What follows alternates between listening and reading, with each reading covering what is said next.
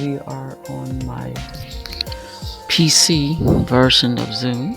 Okay, so now I'm finna admit myself so I can show the features down here. Mute myself. I don't have to worry about it. I'm not going to turn the audio on. Let me turn the camera on too. Okay. Alright, so now we're going to go through the settings here.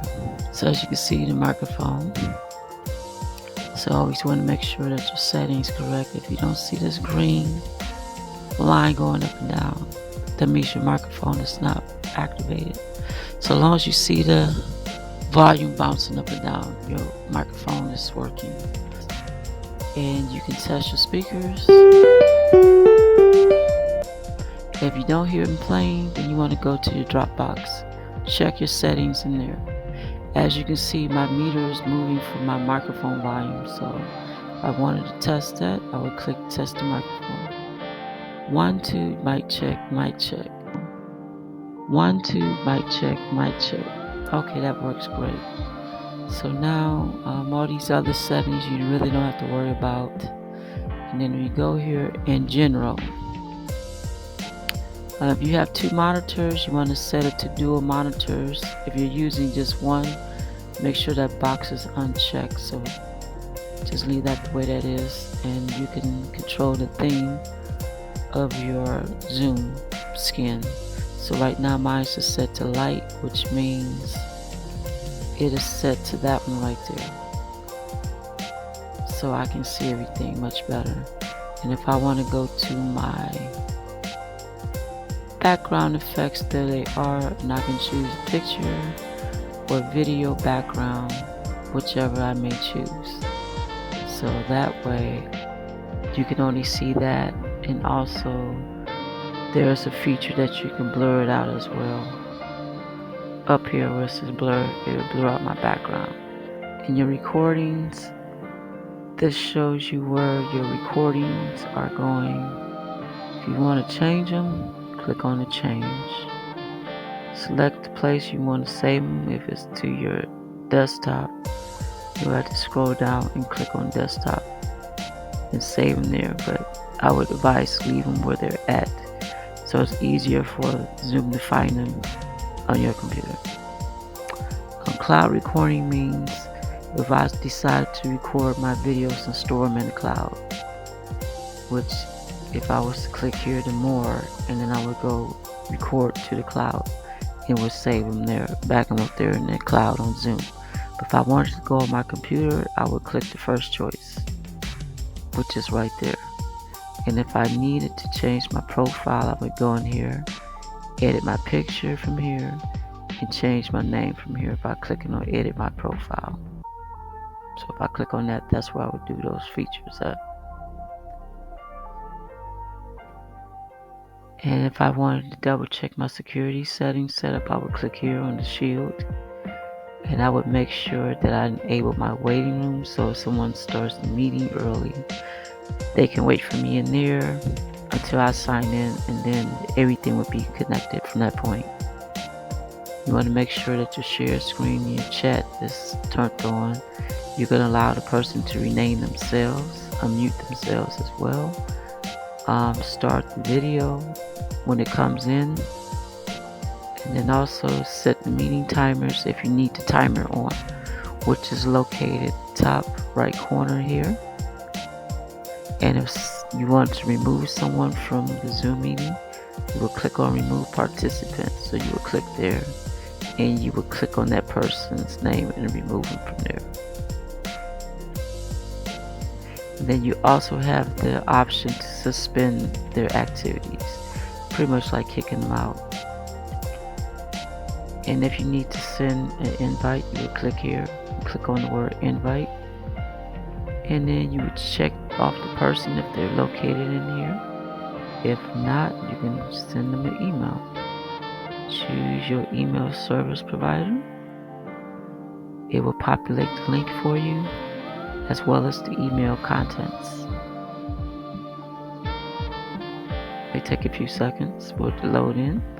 As long as you have it connected and set up, it will populate. And and then you just type in their email address and send it to them. Click on share screen. You always want to choose the screen that you want to share. Just to give it an idea, if I was to share my screen, I would look for the application that is open to share my screen with, so you won't be sharing personal data or information on your actual screen. Would be like your home screen where they can see everything on your desktop. So if you have like certain applications open, just point directly to that, and that's all they would be able to see. So if I had something in my PowerPoint, they would be viewing that. So okay, so that one is loaded in good. So if I was to share that screen, I would just click on PowerPoint. If it has sound embedded in it, I would click that so they can hear the sound in it, to share the sound from it. And I would optimize my video so they can see it real clear on the video. So I'm going to hit share, and if I was to go into presentation, as you can see, my controls bounce to the top. So if I click on this arrow here, I can dock it at the bottom of the screen or make it move back to the top. And mind you, this is also movable, so you can kind of move it from left and right on your screen as well. And if it's totally in the way, you can click on more. You can click on hide floating meeting controls and it would disappear. And you would press escape to bring them back. So right now, I'm going to put this in my presentation mode. This to show the slideshow. So if I go from the beginning, I can actually click on these and they would just go into different sections of my presentation that I made a quick short one. But let's get out of there. And we're going to hit stop sharing. And it's going to go back there. So, and one other thing is the chats. So let's say, for example, you wanted to send a chat message to someone. You would type the message here, and you would hit the enter to send it. And if you needed to send a file attachment, you would click there and go through your settings where that document or that file may be at, or folder. You'll click on it and it will open up to where it may be. Then you just select it, click open, and then it would populate in there. If you want to screenshot something, you click here, screenshot it, select the area by dragging the mouse with your left, click down, release it so you can capture it, and there's my picture right there, and I can send it. And then if you click on that, you can download that to your computer too. These are for making little comments on it, like replies, if you want to reply directly to the person or the picture or whatever. And it's just like the phone, same thing. Formatting, you probably won't get into that, but it's just the basics of how that works. And that's it. Close this, just exit out. And those are like the main features that you need to know for basic Zoom setup and recordings. And if the event that you have to schedule a meeting, you go back to the home screen of Zoom and you can schedule it from here, or you can do it in the email, which you will have to have your calendar set up for your Zoom, and we'll go over that as well. So right now my whiteboard is here under more in the home screen.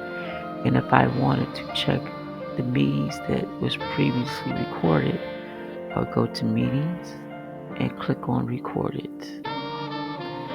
And all my meetings are here. And all we have to do is click the open button and they would play. They would find out where they're located at and they would play. And if I have to schedule a meeting while I'm in this section, I would just click here and just fill in the information from here. The date, the time. Put the email addresses in here. And then once I save it, it's going to send them a copy as well.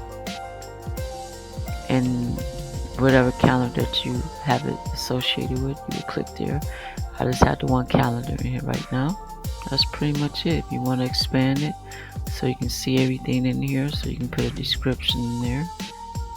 And you can also invite others if you want to. And the waiting room and all that information will be in there as well.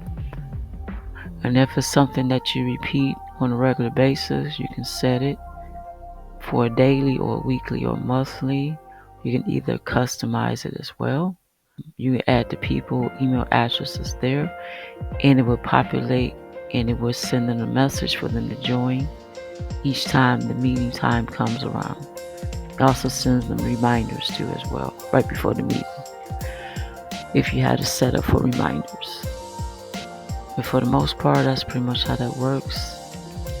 And as you can see, I have nothing scheduled for today, but if I click on another date, I would see my other clients' information in there too.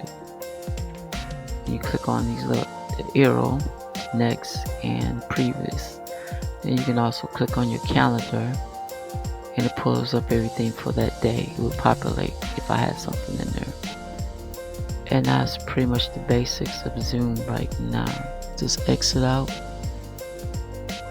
and in the meeting you will end for all once you're done with it.